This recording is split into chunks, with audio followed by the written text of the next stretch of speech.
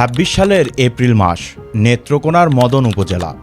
একটা ১১ বছরের মেয়ে, যার ওজন মাত্র ৩০ কেজি, সে তার মাদ্রাসায় পড়তে গিয়েছিল। স্বপ্ন ছিল পড়াশোনা করবে, কিন্তু সেই মাদ্রাসার শিক্ষক, যে মানুষটাকে সে হুজুর বলে ডাকত, সেই মানুষটা তাকে ধর্ষণ করেছে। বারবার এই একই অপরাধ করেছে এবং হুমকি দিয়েছে, কাউকে বললে তোকে, তোর মাকে এবং তোর ভাইকে মেরে ফেলবো। ফলাফল, ৩০ কেজি ওজনে সেই শিশুটির পেটে একটা সন্তান। একজন চিকিৎসক যখন এই খবর সোশ্যাল মিডিয়ায় দিলেন, তখন মানুষ কি করল? সহানুভূতি দেখালো না, তাকে হুমকি দিল, সাইবার বুলিং করলো, বলল ভুয়া ডাক্তার, মিথ্যা তথ্য। এখন আমি আসলে ইদানিং যে ব্যাপারগুলো ফেস করছি, যে আমি আমার জীবনের উপর একটা থ্রেটে আছি। আমাকে এখন আমার কাগজপত্র ভুয়া, আমি একজন ভুয়া ডাক্তার, আমার বিএমডিসি লাইসেন্স নেই। এই হলো আমাদের 2026 সাল। তাহলে প্রশ্ন হলো, আমরা কতটা পিছিয়ে আছি? এই দেশে নারী ও শিশু কতটা নিরাপদ? এবং সবচেয়ে বড় প্রশ্ন, এই অবস্থার জন্য দায়ী কে? আজকের ভিডিওতে আমি শুধু বলবো না, আমি তথ্য দিয়ে, যুক্তি দিয়ে আর বাস্তবতার আয়নায় দেখাবো আমাদের সমাজ ঠিক কোথায় দাঁড়িয়ে আছে। আইন ও সালিশ কেন্দ্র এবং বাংলাদেশ মহিলা পরিষদের তথ্য অনুযায়ী 2024 সালে সারা দেশে ধর্ষণ ও গণধর্ষণের শিকার হয়েছিল 401 জন নারী। পুলিশের হিসাবে সেই বছর মামলা হয়েছিল 5566টি। 25 সালে মামলা বেড়ে হয়েছে 7068টি, অর্থাৎ মাত্র এক বছরে 27% বৃদ্ধি পেয়েছে। 2025 সালে শুধু শিশু ধর্ষণের ঘটনা ছিল 456টি, আর শিশু হত্যা 410টি। 26 সালে শুধু জানুয়ারি মাসে 35টি ধর্ষণের ঘটনা ঘটেছে। এর মধ্যে 13 জন ভুক্তভোগীর বয়স ছিল 12 বা তার কম। শুধু 26 সালে এপ্রিল মাসে হিউম্যান রাইটস সাপোর্ট সোসাইটি এর রিপোর্ট বলছে 294 জন নারী ও কন্যা শিশু নির্যাতনের শিকার হয়েছে, 68 জন ধর্ষণ, 30 জন গণধর্ষণের শিকার। আর শুধু শিশুদের মধ্যে মৃত্যু হয়েছে 57 জনের। হিসাব করলে কি দাঁড়ায়? 26 সালের এপ্রিলে প্রতিদিন গড়ে অন্তত 2 জন নারী বা শিশু ধর্ষণের শিকার হয়েছে, শুধু যেগুলো রিপোর্ট হয়েছে তার হিসাবে। আর ইউএনএফপিএ এর তথ্য বলছে বাংলাদেশের 70% নারী জীবনের কোনো না কোনো সময়ে শারীরিক বা যৌন নির্যাতনের শিকার হন। 70%। রাস্তায় যদি 10 জন নারী হাঁটছেন, তার মধ্যে 7 জন কোনো না কোনো সময়ে নির্যাতনের শিকার হয়েছেন। এবার বলুন, এটা কি স্বাভাবিক বলবো, নাকি জাতীয় জরুরি অবস্থা? এখন প্রশ্ন আসে, এই সংখ্যাগুলো কি পুরোটা বলছে? না, বলছে না। কারণ সমাজের লজ্জা, পরিবারের চাপ আর প্রভাবশালীদের ভয়ে অনেক ভুক্তভোগী পরিবার মামলাই করে না। বিশেষজ্ঞরা বলছে যার রিপোর্ট হয় সেটা প্রকৃত সংখ্যার একটা ক্ষুদ্র অংশ মাত্র। এবার সবচেয়ে সরল প্রশ্ন করি, ধর্ষণ কি খারাপ? সবাই বলবেন হ্যাঁ, অবশ্যই। ঠিক আছে, তাহলে পরের প্রশ্ন করি, শিশু ধর্ষণ কি খারাপ? সবাই বলবেন এটা তো জঘন্যতম খারাপ। এটা তো সবাই জানে, সবাই বোঝে, তবুও কেন প্রতিদিন এই ঘটনা ঘটছে? এর উত্তর পেতে হলে আমাদের সমস্যার গভীরে যেতে হবে। শুধু ধর্ষক যে মানুষের পর্যায় পড়ে না, এই কথাটি বললেই হবে না। বুঝতে হবে এই মানুষগুলো কিভাবে তৈরি হচ্ছে, কোন সমাজ তাদের তৈরি করছে, আর কোন ব্যবস্থা তাদের বারবার ছাড় দিচ্ছে। কারণ শুধু অপরাধী বদলালেই সমস্যার সমাধান হয় না, যদি সিস্টেম না বদলায়। প্রতিবার দেখা যায় ধর্ষণের ঘটনা ঘটলেই সামাজিক যোগাযোগ মাধ্যমে কিছু যুক্তি ভাইরাল হয়। আমি আজকে সেই ভাইরাল যুক্তিগুলোই খণ্ডন করব। আসলে সেই যুক্তিগুলোর সত্যতা কতখানি। প্রথম যুক্তি, মেয়েদের পোশাকের জন্য ধর্ষণ হয়। এই যুক্তির একটাই জবাব, নেত্রকোনার সেই 11 বছরের মাদ্রাসা ছাত্রীর পোশাক কি ছিল? শালীন পোশাক, বোরখা, মাদ্রাসার পোশাক, তবুও ধর্ষণ হয়েছে। দিনাজপুরের 12 বছরের শিশুটির পোশাক কি ছিল? সে তার মামার বাড়িতে ছিল, পরিচিত পরিবেশে, তারপরও ধর্ষণ হয়েছে। ইউনিসেফের তথ্য বলছে বাংলাদেশে হিজাব ও বোরখা পরা নারীরাও যৌন হয়রানির শিকার হচ্ছেন। বিশ্বে যে দেশগুলোতে পর্দার বিধান কঠোর, সেখানেও এই অপরাধ হচ্ছে। তাহলে পোশাক কারণ নয়। পোশাকের যুক্তি দেওয়া মানে অপরাধীকে মুক্তি দেওয়া আর ভুক্তভোগীকে দোষ দেওয়া।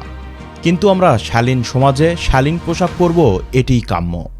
দ্বিতীয় যুক্তি, পর্নোগ্রাফি দেখার কারণে মানুষ ধর্ষণ করে। এটা আংশিক সত্যি।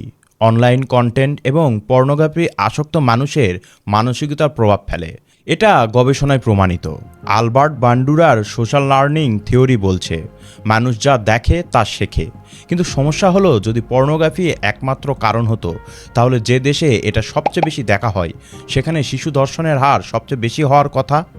কিন্তু বাস্তবে তা নয়। পর্নোগ্রাফি একটা ট্রিগার হতে পারে, মূল কারণ নয়। মূল কারণ হলো বিকৃত মানসিকতা, ক্ষমতার অপব্যবহার আর বিচারের অভাব। তৃতীয় যুক্তি, এসব বরাবরই হয়ে এসেছে, এটা নতুন কিছু নয়। এটা সবচাইতে বিপজ্জনক যুক্তি, কারণ বরাবরই হয়েছে মানে এই নয় যে বরাবরই হতে থাকবে। একসময় এদেশে এসিড সহিংসতা অনেক বেশি ছিল। সরকার কঠোর হওয়ার কারণে তা আস্তে আস্তে কমে এসেছে। তাহলে এখানেও সম্ভব, যদি সদিচ্ছা থাকে। আসল সমস্যা তিনটা জায়গায়, এবং তিনটায় একসাথে কাজ করছে। প্রথমত, বিচারহীনতার সংস্কৃতি। বাংলাদেশে ধর্ষণ মামলায় সাজাপ্রাপ্ত হার কত জানেন? 1% নিচে। মানে 100টা মামলা হলে মাত্র একটা শাস্তি হয়।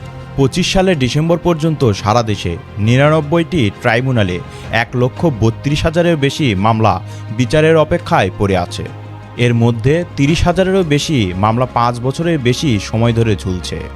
আর পুলিশ ব্যুরো অফ ইনভেস্টিগেশন এর তথ্য বলছে, তারা 11,000-এর বেশি মামলা তদন্ত করে দেখেছে, 44% মামলায় অভিযোগের প্রমাণ পাওয়া যায়নি। কিন্তু একই তদন্তকারীরা স্বীকার করেছেন, এই প্রমাণ না পাওয়ার মামলার অন্তত 30% আসলে সত্যি।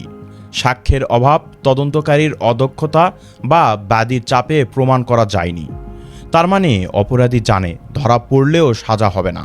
এই নিশ্চয়তাই তাকে সাহসী করে তোলে। দ্বিতীয়ত, পরিচিত জনের দ্বারা অপরাধ। বাংলাদেশের জাতীয় মানসিক স্বাস্থ্য ইনস্টিটিউটের তথ্য বলছে, 85% ক্ষেত্রে যৌন নির্যাতনকারী শিশুর পরিচিত কেউ, আত্মীয়, বন্ধু, শিক্ষক। নেত্রকোনার ঘটনায় শিক্ষক, দিনাজপুরের ঘটনায় পরিচিত প্রতিবেশী, মাগুরার সেই শিশুর ক্ষেত্রে বোনের শ্বশুর, ফটিকছড়ির ঘটনায় ছেলের শ্বশুর।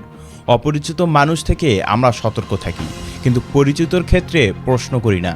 সেই বিশ্বাসটাকেই ব্যবহার করা হচ্ছে। তৃতীয়ত, সামাজিক অবক্ষয় এবং নৈতিক শিক্ষার অভাব। যৌথ পরিবার ভেঙে যাচ্ছে। বাবা মার কর্মব্যস্ততায় শিশুদের উপর নজরদারি কমেছে। স্কুলের যৌন শিক্ষার পাতাগুলো স্ট্যাপলার করে আটকে রাখা হচ্ছে। মাদ্রাসায় জবাবদিহিতার কোনো ব্যবস্থাই নেই। ইন্টারনেটে অবাধ সহিংস কন্টেন্ট, রিলস বা টিকটকের নামে অশালীন ভিডিও তৈরি করা। আর সবচেয়ে ভয়ের কথা, ছেলে শিশু ধর্ষণের বিষয়টা আমাদের আইনেই ঠিকভাবে স্বীকার করা ছিল না 25 সালের সংশোধনের আগে পর্যন্ত। এখন একটা অস্বস্তিকর কথা বলবো। প্রতিবার কোনো বড় ধর্ষণের ঘটনা হলে আমরা সোশ্যাল মিডিয়ায় পোস্ট দিই, পাগল হয়ে যাই সেই বিষয়টি নিয়ে। প্রতিবাদের নামে মায়া কান্না করি, আবার কিছুদিন গেলেই ভুলে যাই। কিন্তু আমরা কি কখনো ভেবে দেখেছি আমাদের দৈনন্দিন জীবনেও এই সংস্কৃতির বীজ আছে? যখন একজন মেয়ে রাস্তায় উত্ত্যক্ত হয়, আমরা পাশ দিয়ে হেঁটে যাই। যখন বাড়ির কাছের মানুষ মেয়ের দিকে অন্যভাবে তাকায়, আমরা চোখ বুজে থাকি। যখন এগুলো প্রতিবাদ করার জন্য মামলা করতে যাই, আমরা বলি পরিবারের সম্মান নষ্ট হবে। মানবিক মূল্যবোধ শেখানো শুরু হয় পরিবার থেকে। কিন্তু সেই পরিবারই যখন বলে মেয়েরা এভাবে চলবে না, রাতে কাজ করতে পারবে না, রাতে বের হতে পারবে না, বা ছেলেরা এরকমই হয়, তখন একটা প্রজন্ম তৈরি হয় যারা মনে করে নারীর সীমাবদ্ধতাই নিরাপত্তা। কিন্তু না, নারীকে সীমাবদ্ধ করা সমাধান না, অপরাধীকে দ্রুত বিচারের আওতায় আনাই সমাধান। আর আমাদের সিনেমা, গান, আমাদের পপ কালচার না মানে না বোঝে না। মেয়েরা তো না বলবেই। এই ধরনের রোমান্টিক দৃশ্য আমরা কতবার দেখে হেসেছি। নাকে না হিসাবে না নেওয়াকে ভালোবাসা হিসাবে দেখানো হয়েছে বিভিন্ন বিনোদনমূলক কন্টেন্টে বা সিনেমাতে, এবং আমরা সেটা উপভোগ করেছি। এই সংস্কৃতি থেকে বের হতে হবে। মেয়েদের না বলার মূল্যবোধকে সম্মান করতে হবে। এখন সবচেয়ে কঠিন সত্য বলি, 2020 সালে নোয়াখালীতে দলবদ্ধ ধর্ষণের পর মানুষ রাস্তায় নামলো, আইন সংশোধন হলো, মৃত্যুদণ্ড যোগ হলো। 25 সালে মাগুরায় 8 বছরের শিশু ধর্ষণ ও হত্যার পর আবার মানুষ রাস্তায় নামলো, আবার আইন সংশোধন হলো। তদন্ত 15 দিন, বিচার 90 দিনের মধ্যে করতে হবে। কিন্তু 26 সালের প্রথম 5 মাসেও একই ছবি। কেন? কারণ আইন বদলালে সিস্টেম বদলায় না। নেত্রকোনার মাদ্রাসা শিক্ষক আমানুল্লাহ সাগর মামলার ১৩ দিন পরেও পুলিশ তাকে ধরতে পারেনি। ফেসবুকে সে লাইভও করেছে, এরপর র্যাব তাকে ধরেছে। ভুক্তভোগীর মামা বলছে, পুলিশ আমাকে উল্টো জিজ্ঞেস করে কোন আইডি থেকে ভিডিও দিয়েছে। অদক্ষ পুলিশ বাহিনীর কার্যক্রমেও এই জিনিসটা উৎসাহ পায়। রাজনৈতিক মামলা বা হামলা হলে বিরোধী পক্ষের নেতাদের ধরতে গেলে পুলিশ তখন সক্রিয়, কিন্তু ধর্ষণের আসামি ধরতে গেলে যেন শক্তি কমে যায়। মামলার শাস্তিপ্রাপ্তির হার 1% নিচে। এই একটি সংখ্যায় বলে দেয় সিস্টেম কতটা ভেঙে পড়েছে। সরকার বলছে জিরো টলারেন্স, কিন্তু বাস্তবে কি দেখছি? 2025 সালের পুরো বছরে নারী নির্যাতনের মামলা 25% বাড়ল, ধর্ষণের মামলা 27% বাড়ল, 1,32,000 মামলা বিচারাধীন। সংখ্যাগুলো বলছে সরকার ধর্ষণ রুখতে একদম ব্যর্থ হয়েছে। জোর দিয়ে বলছি না বা চিৎকার করেও বলছি না, তথ্য দিয়ে বলছি। প্রতিশ্রুতি দিয়ে আইন বানানো যায়, কিন্তু প্রতিটি মামলা তদন্ত ঠিকঠাক হচ্ছে কিনা, প্রতিটি অভিযোগকারী নিরাপদ কিনা, প্রতিটি আসামি সময় মতন ধরা হচ্ছে কিনা, শুধু আইনের কাগজ দিয়ে অপরাধ কমে না। মানবাধিকার সংস্থাগুলো বলছে অপরাধীরা দেখছে ধরা পড়লেও পার পেয়ে যাওয়া যায়। এই বিশ্বাসই তাদের সাহসী করছে। রাজনৈতিক প্রভাবের কারণেও ধর্ষকরা পার পেয়ে যাচ্ছে। ধর্ষকরা জানে যে ধর্ষণ করার পরে যদি আমরা রাজনৈতিক শেল্টার পেয়ে যাই তাহলে আমার আর কিছুই হবে না। উদাহরণ দিনাজপুরের সেই ৬৫ বছরের বৃদ্ধ ১২ বছরের শিশুকে ধর্ষণ করার পরে বিএনপির স্থানীয় নেতাদের সহযোগিতায় ১২ বছরের মেয়েকে বিয়ে করার চেষ্টা করে। শুধু সমস্যা বলে থামব না, সমাধানও বলবো। সরকারকে যা করতে হবে, প্রতিটি ধর্ষণ মামলায় ৯০ দিনের বিচারের নিয়ম শুধু কাগজে নয়, বাস্তবে কার্যকর করতে হবে। অদক্ষ এবং দেরি করার জন্য দায়ী কর্মকর্তার বিরুদ্ধে ব্যবস্থা নিতে হবে। সাক্ষী সুরক্ষা আইন পাশ করতে হবে, কারণ অনেক মামলায় সাক্ষী হুমকির ভয়ে সরে যায়। মাদ্রাসা ও আবাসিক প্রতিষ্ঠানে নিয়মিত তদারকি ও সিসিটিভি বাধ্যতামূলক করতে হবে। সমাজকে যা করতে হবে, শিশুদের ছোট থেকেই শেখাতে হবে কোন স্পর্শ ভালো, কোনটা খারাপ। পরিচিত মানুষ হলেই যদি অস্বস্তি লাগে সেটা বলতে হবে নির্ভয়ে। ছেলেদের শেখাতে হবে না মানে না, সম্মান মানে ভয় নয়, বোঝাপড়া। অভিভাবকদের সন্তানের সাথে খোলামেলা কথা বলতে হবে। এইসব বিষয়ে কথা বলা যায় না বা বলতে হয় না, এই মানসিকতা ভাঙতে হবে। আপনি ব্যক্তি হিসাবে কি করতে পারেন? আশেপাশে কোনো ঘটনা দেখলে চুপ না থেকে রিপোর্ট করুন। ভুক্তভোগী পরিবারকে সামাজিকভাবে একঘরে না করে পাশে দাঁড়ান। মামলার অগ্রগতি নিয়ে মিডিয়া ও জনপ্রতিনিধিকে প্রশ্ন করুন, কারণ নীরবতা অপরাধীর পক্ষে কাজ করে। ২৬ সালে এসেও যদি একটা ১১ বছরের শিশু তার শিক্ষকের দ্বারা ধর্ষিত হয় আর সেই শিক্ষক ২ সপ্তাহ পলাতক থাকে, ১২ বছরের শিশুকে ধর্ষণ করে স্থানীয় বিএনপি নেতাদের সহযোগিতায় তাকে বিয়ে করতে বাধ্য করা, পরিবারকে হুমকি দেওয়া, বগুড়ার শেরপুর উপজেলায় ৯ম শ্রেণীর শিক্ষার্থীকে ধর্ষণ করার পরে সে আত্মহত্যা করে। সমাজে তার শিক্ষক, তার পরিবার, ইভেন তার এলাকাবাসী কেউ মৃত্যুর পরও সেই মেয়েটির পাশে দাঁড়ায়নি। যদিও মেয়েটি তার চিঠিতে লিখে গিয়েছে তার মৃত্যুর কারণ, সে উল্লেখ করে গিয়েছে তাকে ধর্ষণ করা হয়েছে।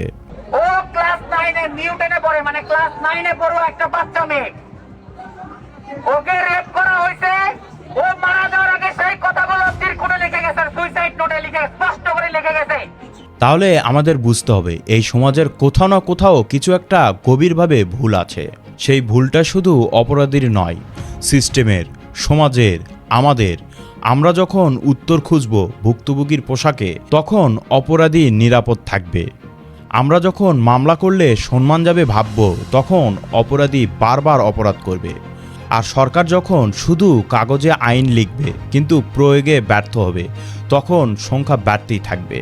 সরকার সমর্থিত রাজনৈতিক দল যখন প্রভাব খাটিয়ে ধর্ষকের পক্ষে থাকে, তখন বুঝতে হবে আমাদের সমাজে, আমাদের মধ্যেই কোনো ত্রুটি রয়েছে, সুশিক্ষার অভাব রয়েছে। তাই আমাদের উচিত পরিবার থেকেই শুদ্ধ হওয়া। মেয়েদের প্রতি কামনা বাসনার দৃষ্টিতে নয়, মানুষ হিসাবে নজর দেওয়া। মেয়েদের বস্তু নয়, মানুষ হিসাবে, দেশের সম্পদ হিসাবে আমাদেরই চিহ্নিত করতে হবে। আমাদেরই প্রতিবাদ করতে হবে, আমাদেরই কথা বলতে হবে। শুধুমাত্র সোশ্যাল মিডিয়ায় একটি স্ট্যাটাস দিয়ে নিজের দায় সারানো যাবে না। এই ভিডিওটি শেয়ার করুন, কারণ এই তথ্য যত বেশি মানুষের কাছে পৌঁছাবে তত বেশি মানুষ চাপ তৈরি করবে পরিবর্তনের জন্য। আর কমেন্টে বলুন আপনার মতে সবচেয়ে জরুরি পদক্ষেপ কোনটা হতে পারে। আমাদের সমাজের আইন শৃঙ্খলা রক্ষার দায়িত্ব পুলিশের হাতে, কিন্তু সেই পুলিশ যদি ভয়ে দিন পার করে তাহলে আইন শৃঙ্খলা সুষ্ঠু থাকবে কিভাবে? কেন পুলিশ ভয়ে দিন পার করছে তা জানতে এই ভিডিওটি দেখতে পারেন। তাহলে আজকে এই পর্যন্তই, দেখা হচ্ছে নতুন কোনো ভিডিওতে নতুন কোনো অ্যাঙ্গিকে। ততক্ষণ পর্যন্ত ভালো থাকবেন, সুস্থ থাকবেন, আল্লাহ হাফেজ, ধন্যবাদ।